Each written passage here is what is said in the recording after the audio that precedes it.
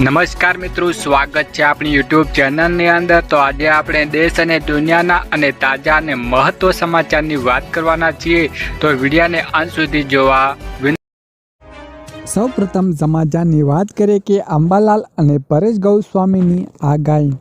હવામાન નિષ્ણાત અંબાલાલ પટેલની આગાહી મુજબ વાવાઝોડાની હાલમાં કોઈ શક્યતા નથી। 23 જુલાઈ બાદ રાજ્યમાં ભારે વરસાદ પડી શકે છે। 28 જુલાઈ આસપાસ પંચમહાલ, વડોદરા, સાબરકાંઠા, અમદાવાદ, ગાંધીનગર અને ખેડામાં ભારે વરસાદની સંભાવના છે। રાજ્યમાં હાલ કોઈ ભારે વરસાદની આગાહી નથી। કેટલાક વિસ્તારોમાં છૂટાછવાયો વરસાદ રહેશે, કેમ કે બંગાળના સાગરમાં લો પ્રેશર સર્જાઈ રહ્યું છે, તેથી આ વરસાદની આગાહી છે। ગુજરાતમાં અંતમાં ભારે વરસાદની આગાહી છે, તેથી વરસાદની આગાહી જુલાઈ અંતમાં ભારે વરસાદની આગાહી। સૌરાષ્ટ્રને 30-31 જુલાઈના દિવસો મેઘરાજનો ભારે પ્રકોપ જોવા મળી શકે છે। દરિયાના ભારે વરસાદ પડી શકે છે। દક્ષિણ ગુજરાતમાં ભારે વરસાદ રહી શકે છે। કેટલાક ભાગોમાં 8 થી 10 ઇંચ જેટલો વરસાદ પડી શકે છે। ઉપસાગર વરસાદની સિસ્ટમ બનતા ભારે વરસાદની આગાહી છે। પરેશ ગોસ્વામીની આગાહી મુજબ હાલ ચોમાસું ધીમું પડ્યું છે। બંગાળની ખાડીમાં આ વખતે સતત પ્રક્રિયા છે। બંગાળની ખાડીમાં એક બાદ એક વરસાદી સિસ્ટમ બની રહી છે। બંગાળની ખાડીમાં છેલ્લે બનેલી સિસ્ટમ ડિપ્રેશન સ્વરૂપમાં છે। અત્યારે આ સિસ્ટમ ઉત્તર પ્રદેશ અને પશ્ચિમ દિશામાં તરફ ગતિ કરી રહ્યું છે, પરંતુ આજે મોડી સાંજ સુધી આ સિસ્ટમ શિયર ઝોન ગુજરાતની સુધી લંબાઈ શકે છે અને 19 જુલાઈ વરસાદ પડશે। વધુ આગળ વાત કરીએ કે સાબર ડેરીમાં ભાવમાં વધારો 995 રૂપિયાની નક્કી કરાયો છે। સાબર ડેરી ખાતે યોજાયેલી બેઠકમાં સૌથી મોટો નિર્ણય સામે આવ્યો છે। હવે 990 પૈસાની જગ્યાએ 995 રૂપિયાનો ભાવ નક્કી કરાયો છે। પ્રતિ કિલો ફેટ ₹5 રૂપિયાનો વધારો જાહેર કરાયો છે, જેથી હજારો પશુપાલકને ફાયદો થશે અને દરેક સંઘ કરતાં આ વર્ષે પણ ગુજરાતમાં સૌથી વધુ ભાવ અપાયો હોવાથી દાવો કરાયો હતો। સાબર ડેરીના સર્વેનો નિર્ણય લેવામાં આવ્યો છે કે ગત વર્ષે મળેલા ભાવમાં વધુ ભાવ અપાશે। વધુ આગળ વાત કરીએ કે ટ્રાફિક નિયમો લઈને સખ્ત આદેશ। ગુજરાત હાઈકોર્ટ ટ્રાફિક નિયમોના કડક પાલન અંગે સૂચના આપી દીધી છે। હાઈકોર્ટની તાકીદ પગલે અમદાવાદ પોલીસે ટ્રાફિક નિયમોનું ઉલ્લંઘન કરનાર વાહન ચાલકો સાથે કડક કાર્યવાહી શરૂ કરી દીધી છે। ટ્રાફિક નિયમોનું પાલન ન કરનાર વાહન ચાલકો સામે લાલ આંખ કરવા, નિયમોનું ઉલ્લંઘન કરનારને વાહનોનો જપ્ત કરવા સુધી પગલાં ભરવા હાઈકોર્ટે તાકીદ કરી દીધી છે અને ઉપરાંત ટ્રાફિક પોલીસને કડક કામગીરી પણ કરવાનો આદેશ આપી દીધો છે। વધુ આગળ વાત કરીએ કે પીએમ આવાસ યોજનાની સહાય ચૂકવાઈ। વડાપ્રધાન નરેન્દ્ર મોદીએ બિહારના મોતિહારી એક વિશિષ્ટ કાર્ય દરમિયાન પ્રધાનમંત્રી આવાસ યોજના ગ્રામીણ પીએમ યોજના હેઠળ 40,000 લાભાર્થીઓ ખાતા સીધી રીતે 162 કરોડ રૂપિયા ટ્રાન્સફર કર્યા છે। આ ઉપરાંત પીએમ મોદીએ 12,000 લાભાર્થીઓને મકાનની ચાવીઓ પણ સોંપી હતી। પીએમ ઘર યોજના હેઠળ સરકાર તરફથી ઘર બાંધવા માટે દરેક લાભાર્થીઓને 1 લાખથી 20,000 રૂપિયાથી 1,30,000 સુધી સહાય આપવામાં આવી છે। વધુ આગળ વાત કરીએ કે ખેડૂતોને પાક સહાય જાહેર। ઓક્ટોબર 2024માં થયેલા પાકની નુકસાન માટે સરકારે રાહત પેકેજની જાહેરાત કરી હતી। રાજ્યના છોટાઉદેપુર, જામનગર, અમરેલી, ભાવનગર, સુરેન્દ્રનગર, રાજકોટ જિલ્લાના ખેડૂતોને આ સહાય ચૂકવવામાં આવશે। સરકારના નિયમ મુજબ જે ખેડૂતો 33%થી વધુ પાકને નુકસાન થયું હશે તે જ ખેડૂતોને સહાય મળશે। આ સિવાય 2 હેક્ટરથી મર્યાદા પ્રતિ હેક્ટર 11,000 રૂપિયાની સહાય ખેડૂતને મળશે। ખેડૂતે પાકનું નુકસાનનું વળતર લેવા માટે 14 જુલાઈથી 6 જિલ્લા ખેડૂતોને ઓનલાઈન અરજી કરવાની રહેશે અને સરકાર તરફથી ખેડૂતોને બેંક એકાઉન્ટમાં સીધા પૈસા જમા કરવામાં આવશે। વધુ આગળ વાત કરીએ કે પેટ્રોલ ડીઝલ સસ્તું થશે, મંત્રીઓએ આપ્યા સંકેત। પેટ્રોલિયમ મંત્રી હરદીપસિંહ પુરીએ જણાવ્યું હતું કે જો ક્રૂડ ઓઇલના ભાવમાં પ્રતિ બેરલ 65 પર સ્થિર રહેશે તો આગામી 2-3 મહિના પેટ્રોલ અને ડીઝલના ભાવમાં ઘટાડો થઈ શકે છે। હાલમાં તેલ અને કંપનીઓ પેટ્રોલ પર 12-15 અને ડીઝલમાં 6-12 પ્રતિ લીટર નફો કમાઈ રહ્યા છે. જો ભૂ રાજ્યના તણાવ જેવી અસ્થિર પરિસ્થિતિમાં ભાવમાં ઘટાડો અવરોધરૂપ બની શકે છે. વધુ આગળ મહત્વની વાત કરીએ કે મોદી સરકાર આપશે 15,000 રૂપિયાની સહાય. મોદી સરકાર આપશે 15,000 રૂપિયાની તેમની પહેલી ખાનગી નોકરી પર 2 હપ્તા અને 15,000 રૂપિયા આપશે. ઉપરાંત નવી નોકરી આપતી કંપનીઓને દરેક નોકરી માટે 3,000 રૂપિયા મળશે અને 1.7 લાખ કરોડની રોજગાર સાથે જોડાયેલા પ્રોત્સાહન માટે યોજના છે કે 1/8/2025 થી 31/7/2027 સુધી ચાલશે. જેમની કંપની ELIમાં નોંધાયેલા છે અને જે પહેલીવાર નોકરી શરૂ કરી રહ્યા છે અને EPFOમાં નોંધાયેલા છે તેમને લાભ મળી શકે છે. વધુ આગળ વાત કરીએ કે તહેવારો પૂર્વ ખાદ્યતેલમાં ભાવમાં ભડકો. હવે તહેવારોની સિઝન શરૂ થવા જઈ રહી છે ત્યારે દર વર્ષે જેમ તહેવારો પહેલાં ખાદ્યતેલમાં ભાવમાં વધારો થયો છે. ઉલ્લેખનીય એ છે કે એક માસના સિંગ તેલમાં ભાવમાં 70 રૂપિયાનો વધારો થયો છે. આ સાથે સિંગ તેલના ડબ્બાનો ભાવ 2,435 રૂપિયાથી 2,485 રૂપિયા થયા છે.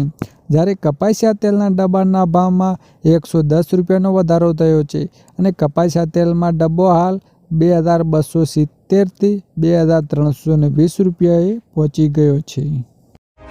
વધુ આગળ વાત કરીએ કે બિહારમાં 125 યુનિટ વીજળી મફત.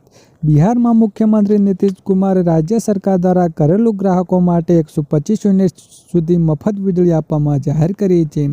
આ લાભ 1 ઓગસ્ટ 2025થી મળશે, જેનાથી 1,67 લાખ પરિવારોને ફાયદો થશે અને સીએમએ જણાવ્યું હતું કે આગામી 3 વર્ષમાં ઘરોની છત પર જે જાહેર સ્થળોએ સૌર ઉર્જા સંયંત્ર લગાવીને પણ લાભ અપાશે.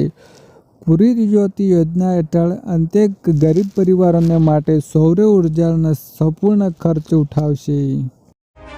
વધુ આગળ મહત્વની વાત કરીએ કે ભગવાન માન સરકારનો મોટો નિર્ણય. પંજાબના ભગવાન માન સરકારે દલિત પરિવારો માટે એક મોટો નિર્ણય લીધો છે. સરકારે 4,000થી 4 વર્ષ વધુ દલિત પરિવારને લગભગ 68,000 કરોડ રૂપિયાની દેવા માફ કરવા જાહેર કરી દીધા છે. આ પરિવારોને 4 પંજાબ અનુસૂચિત જનજાતિના વિકાસ અને નાણાં નિગમ પાસેથી લીધેલી લોન ચૂકવી ન શકતા. ચંદીગઢ યોજાયેલી કેબિનેટ બેઠક બાદ આ નિર્ણય જાહેર કરવામાં આવ્યો છે. વધુ આગળ વાત કરીએ કે રેશન દુકાન હડતાલ પર. ગુજરાતના સસ્તા અનાજ દુકાનદારોને સંચાલકો દ્વારા એક મોટો નિર્ણય લેવામાં આવ્યો છે.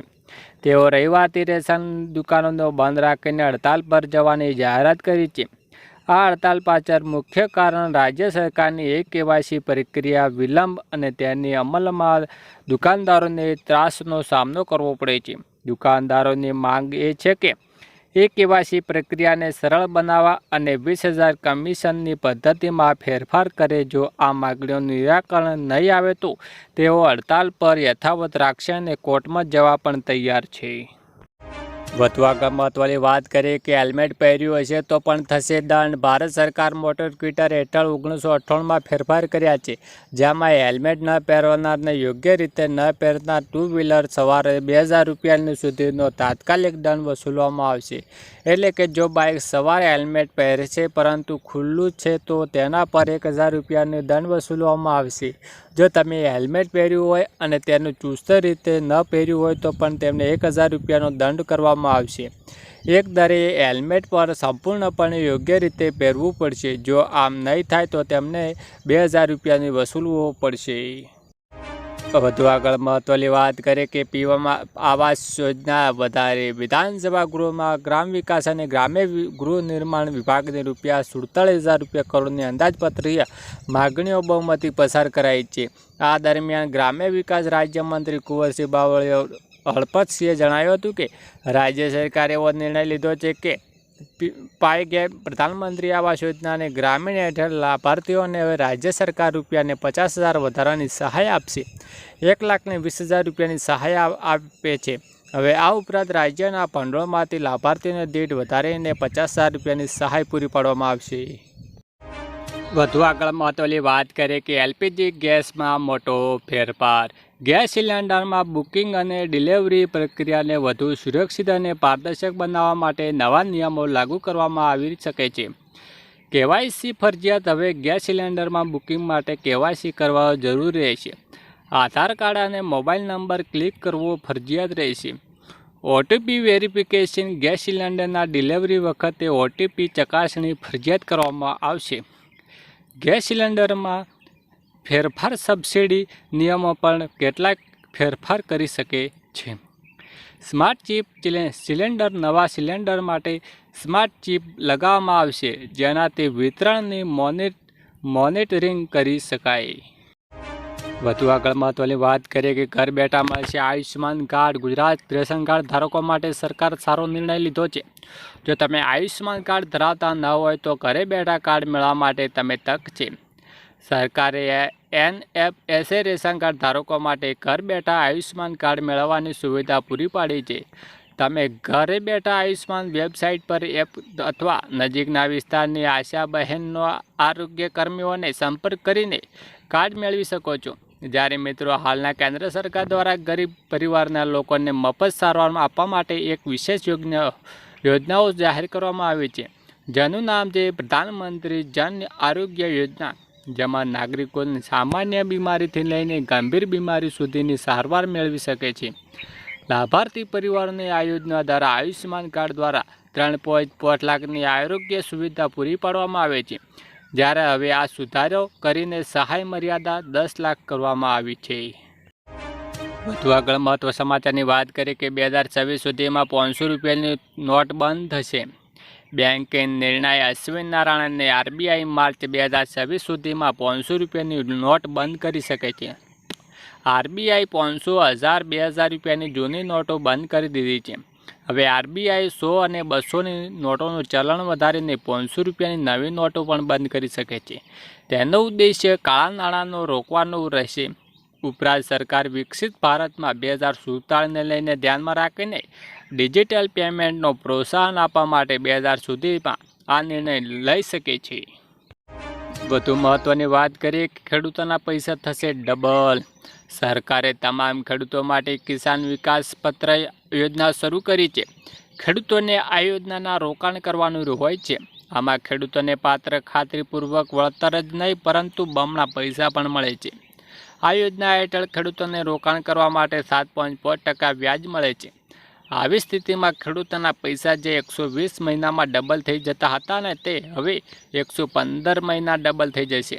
આ યોજનામાં લઘુત્તમ 1000 રૂપિયાનું રોકાણ કરવું પડશે. પોસ્ટ ઓફિસમાં જઈને ફોર્મ ભરવાનું રહેશે. વધુ આગળ વાત કરીએ કે વાલીઓ માટે મોટો નિર્ણય.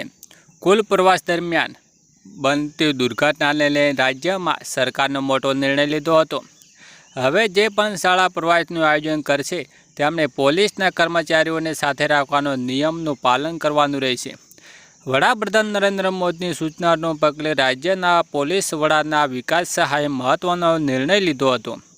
જે મુજબ હવેથી રાજ્યની તમામ શાળાઓ સરકારી, અર્ધ સરકારી, ખાનગી દ્વારા વિદ્યાર્થીઓ માટે આયોજિત થતા પ્રવાસના ટૂર, પિકનિક, મુલાકાતો જેવા કાર્યક્રમોમાં 2 ગણ વિસ્તારી પોલીસની હાજરી ફરજિયાત કરવામાં આવી છે. છેલ્લે મહત્વની વાત કરીએ કે ખેડૂતો માટે આજના સારા સમાચાર.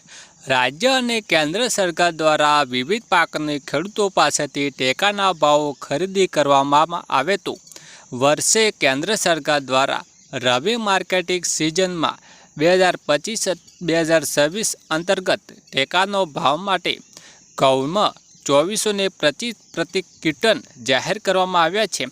જેના પર રાજ્ય સરકાર દ્વારા ટેકાના ભાવ ઉપર 150 રૂપિયા પ્રતિ ક્વિન્ટલ બોનસ પણ આપવામાં આવશે. Yeah.